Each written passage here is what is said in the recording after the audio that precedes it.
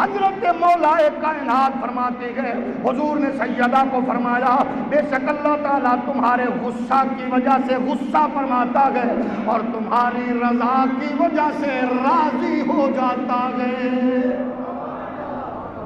اب دیکھیے یہ لجپال کریم آقا علیہ السلام کے مقدس فرامین ہیں۔ رسول مختار علیہ السلام نے ان کے بارے میں کیا فرمایا ہے؟ اب جس سے فاطمہ راضی اس سے مصطفیٰ راضی، جس سے سیدہ راضی اس سے مصطفیٰ راضی، جس سے سیدہ ناراض اس سے مصطفیٰ ناراض، جس سے مصطفیٰ ناراض اس سے خدا ناراض۔ اس لیے یہاں سانسوں کا حساب چلتا ہے، یہاں لفظ حروف دیکھے جاتے ہیں، ان کی ادائیگی اور ان الفاظ کا چناؤ اس گھر کے لیے ہمیشہ ہماری اہل سنت و جماعت کا معمول رہا ہے۔ ہمارا کوئی بھی بھائی، کوئی دوست، کوئی عالم، کوئی محدث، کوئی مفسر، کوئی مفکر علم و عمل کی اور بڑی دنیا میں اور بڑے اسٹیج پر جلوہ گر کیوں نہ ہو، جب اس بارگاہ کی بات ہوتی ہے تو پھر یقیناً ہر ایک کے لیے ضروری ہوتا ہے کہ وہ اپنے ادا کردہ الفاظ و حروف پر غور فرمائے۔ ہم بھی یہی کہتے ہیں اپنے ان دوستوں کو کہ جس عالم دین کی زبان سے مخدومہ کائنات سیدہ کائنات کے حوالہ سے ایک ایسا جملہ نکلا کہ جس کو اس کے بعد وہ خود بھی دہرانے کے متحمل نہیں ہے، ہمیں اس بات پر یقیناً حسن ظن ہے، جان بوجھ کر نہیں بولا گیا، سبقت لسانی ہوئی، کیونکہ اگر وہ جملہ وہ مناسب ہوتا تو وہ بار بار اپنی وضاحتوں میں اس کو دہراتے، لیکن اس لفظ کا بعد میں نہ دہرانا بھی ان کے نزدیک بھی یقیناً وہ سمجھ گئے کہ یہ جملہ مخدومہ کائنات سیدہ کائنات کی شایان شان نہیں ہے۔ اس لیے ہم کہتے ہیں مختلف اوقات میں وضاحت اور معاملات کو دیگر طرف لے جانے اور الجھانے کی بجائے یقیناً اس بڑی بارگاہ، اس مقدس بارگاہ سے رجوع کر کے اپنی اور اپنی آنے والی نسلوں کا تحفظ کرنا چاہیے، اپنے عقیدے اور اپنے نظریے کو بچانا چاہیے۔ مختلف معاملات میں الجھنے کی بجائے دو حرفی بات یہی تھی کہ یہ الفاظ حضور مخدومہ کائنات سیدہ کائنات کے حضور مناسب نہیں ہے۔ یقیناً ان کی ادائیگی سے عقیدہ اہل سنت کا تحفظ بھی ہے، اور میں یہ عرض کروں گا رافضیت و خارجیت کے بڑھتے ہوئے اس طوفان کے سامنے بند باندھنے کی ضرورت ہے۔ عامت الناس بہت سے مسائل میں الجھ کر شکار ہو چکی ہے۔ عوام اہل سنت کے اندر اس اضطراب کی کیفیت کو دور کرنا اہل علم اور اہل حق کا ہمیشہ یہی طرہ امتیاز رہا ہے۔ محراب و منبر کی صدا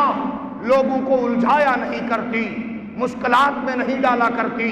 مشکلات حل کیا کرتی ہے۔ محراب و منبر کا تقاضا یہ ہے کہ خدا را اس وقت ایک دوسرے کو خارجی، ناسبی، رافضی کا طعنہ دینے کی بجائے آؤ ذرا اپنے بزرگوں اور اکابرین کے اس عطا کردہ روح کو سامنے رکھ کے محبتیں بانٹو، شفقت۔ محراب و منبر کے ورثاء کے لیے یہ لمحہ فکریہ ہے، مجھ سمیت حضور کے دین کا سب سے ادنا چوکیدار ہوں، علماء کا قفس بردار ہوں، میں علماء کی جوتیوں میں بیٹھنے کے بھی قابل نہیں ہوں، لیکن دست بستہ ان کی خدمت میں عرض کر رہا ہوں خدا را آپ کی آپس کی لڑائیوں نے اسلام کو، آل اسلام کو، عامت الناس کو، پاکستانی عوام کو کمزور کر دیا ہے۔ جس سے بھی کوئی غلطی ہو، جس سے بھی کوئی خطا ہو، جس سے بھی کوئی لغزش سرزد ہو، وہ اپنی انا کی طرف جانے کی بجائے، نفس کی پوجا کرنے کی بجائے، اپنی قد و قامت کو بچانے کی بجائے، اپنا علمی مقام باقی رکھنے کی بجائے آؤ اپنی علمی دنیا ہو، عملی دنیا ہو، اعتقادی دنیا ہو، محبت کی دنیا ہو، ہر ایک کو محمد عربی کے آل کے قدموں میں رکھ دو، حضور کے اصحاب کے قدموں میں رکھ دو، قسم رب کعبہ کی بچ جاؤ گے۔ اس لیے آج تم دیکھ رہے ہو سیکولر بھی تمہارے دشمن ہیں، لبرلز بھی تمہارے دشمن ہیں، قادیانی بھی تمہارے دشمن ہیں، عالمی دنیا چن چن کر تمہیں نشانہ بنانے کی کوشش کر رہی ہے۔ میں پھر یہ کہنا چاہتا ہوں، جس نے بھی کوئی گستاخی کی یا گستاخی کا ارتکاب ہوا، اگر وہ دیدہ دانستہ اس سے ہوا ہے سرزد، وہ اپنے معاملات پہ غور کرے، اور اگر کوئی جان بوجھ کر اصحاب رسول پر یا حضور کی ازواج پر، حضور کی اولاد پر حملہ آور ہے، تو وہ یہ سن لے، اللہ کی کبریائی کی قسم ہے، ہماری جان بہت معمولی ہے، ہمارا مال بہت معمولی ہے، ہمارے بچے، ہمارا گھر بہت معمولی ہے، ہمارے نزدیک محمد عربی کی آل بہت بلند ہے اور محمد کے اصحاب بہت بلند ہے۔ اس معاملے میں ہم نے نہ کمپرومائز کیا تھا اور نہ کریں گے۔ ہماری زندگی کا ایک ایک لمحہ محمد عربی صلی اللہ علیہ وآلہ وسلم کے غلاموں کے لیے تھا۔ اسی طرح میں یہ عرض کروں گا،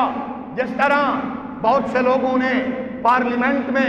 یہ کرم، ہمارے محترم دوست وہ اس بات سے رجوع کریں، سیدہ کائنات کے حوالہ سے رجوع کریں، ان سے غلطی ہوئی ہے رجوع کریں، ان سے خطا ہوئی ہے رجوع کریں، ان سے لغزش ہوئی ہے رجوع کریں، وہ غلط کہا ہے رجوع کریں، حضور سیدہ کائنات کے حوالے سے وہ وضاحت کی بجائے برملا رجوع کریں اور اس بارگاہ سے معافی مانگیں۔ اس سے کوئی دو چار نہیں ہے، اس بات سے کسی کو سر منہ انحراف نہیں ہے، کیونکہ سب سے مقدس وہی بارگاہ ہے۔ رجوع کرنے پر ہی یقیناً عزت ہے، عظمت ہے، رفعت ہے، بقا ہے، کیونکہ وہ الفاظ ٹھیک نہ تھے، ٹھیک نہیں تھے، کیونکہ جب مولانا کی زبان سے نکلا کہ معاذ اللہ وہ خطا پر تھی، اور یہ لفظ یقیناً اردو کے لحاظ سے بھی یہ لفظ ٹھیک نہیں ہے، کیونکہ تھی کا مطلب اور ہوتا ہے اور تی کا مطلب اور ہوتا ہے۔ تھا، تھے، تھی جب آئے اس کا مطلب اور ہوتا ہے، تی، تا اور تے کا مطلب اور ہوتا ہے۔ مولانا کے الفاظ سے خطا پر تھی، یہ یقیناً اہل سنت کا مسلک و مشرب نہیں ہے۔ مخدومہ کائنات معصوم نہیں، محفوظ ہیں، میرے نبی معصوم ہیں، تمام انبیاء معصوم ہیں، اور میرے نبی ایسے معصوم کہ ان جیسا معصوم کوئی نہیں، اور سیدہ کائنات وہ محفوظ کہ ان جیسا کوئی محفوظ نہیں ہے۔ اہل سنت کا عقیدہ یہی ہے، اس پر کوئی کسی نے بات نہیں کی، کلام نہیں کیا کہ وہ معصوم ہے۔ اہل سنت کا عقیدہ نہیں، وہ کہتے ہیں محفوظ ہیں۔ حضرت کے زبان سے نکلنے والے جملے خطا پر تھی پر سب کی گرفت ہے، ایک یہ، اور دوسرا یہ جملہ قابل گرفت تھا، قابل گرفت ہے کہ سیدنا ابو بکر صدیق نے مخدومہ کائنات کو حرام مال سے بچا لیا، یہ قابل گرفت ہیں۔ یہ دونوں جملے نامناسب ہیں، سوائے رجوع کے اور کوئی حل نہیں ہے۔ مولانا میدان میں آپ تھے ہیں، لیکن میدان کے تقاضے یہی ہیں، اس پاک بارگاہ کے حوالے سے یہ الفاظ نامناسب ہیں۔ اور اگلی بات کہ ایک بدگماش، ایک جاہل، ایک بدتینت ذاکر نے کسی موقع پر کسی اسٹیج پر کھڑے ہو کر رازدار رسالت، تاجدار صداقت سیدنا صدیق اکبر رضی اللہ تعالیٰ عنہ کی توہین کی ہے۔ اس بدبخت ذاکر کو صرف لگام ہی نہیں، اس کو کیفر کردار تک پہنچایا جائے۔ پاکستان کا ہر فرد، ہر کلمہ گو، حضور کا ہر امتی اس بات کا تقاضا کرتا ہے ایسے بدبخت کو نشان عبرت بنایا جائے جس نے برسر منبر تاجدار صداقت کی توہین کی ہے۔ یہ جاہل کیا جانے ابو بکر کون ہے، یہ بدبخت کیا جانے ابو بکر کون ہے۔ میرے نبی سے پوچھو، فرمایا جب لوگ انکار کر رہے تھے، جس نے سب سے پہلے نبوت کا اقرار کیا وہ میرا صدیق ہے۔ یہ جاہل کیا جانے ابو بکر کون ہے۔ میرے نبی فرماتے ہیں جب لوگ مال بچا رہے تھے، جس نے محمد کے قدموں پہ مال ڈھیر کیا وہ ابو بکر صدیق ہے۔ جب لوگ ڈکے چھپے لفظوں میں ذکر کر رہے تھے، جس نے چوک میں آ کے میری عظمت کا نعرہ لگایا وہ ابو بکر صدیق ہے۔ لوگوں نے مارا، جسم سے خون نکل رہا تھا، دوڑتی دوڑتی ماں پہنچی، بیٹے کا سر اٹھا کے جھولی میں ڈالا، کہا بیٹا کیا حال ہے؟ تو جس نے کپ کپاتی ہوئی زبان سے، لرزتے ہوئے جسم سے خون بہہ چکا تھا، ماں منتظر سی بیٹا کیا کہتا ہے؟ جب اس کے لبوں کو جنبش آئی، زبان متحرک ہوئی، تو بیٹے کا پہلا جملہ تھا اماں میرے آقا کا کیا حال ہے؟ وہ ابو بکر صدیق ہے، جس کو میرے رسول نے حیدر کرار کی موجودگی میں مصلی دیا، وہ میرا صدیق ہے، جس کو مولا علی نے، فاروق اعظم نے، عثمان غنی نے، حسنین کریمین قمرین طیبین طاہرین نے جس کو مصطفیٰ کے مصلی پہ کھڑا کر کے اپنا امام کہا، وہ میرا صدیق اکبر ہے۔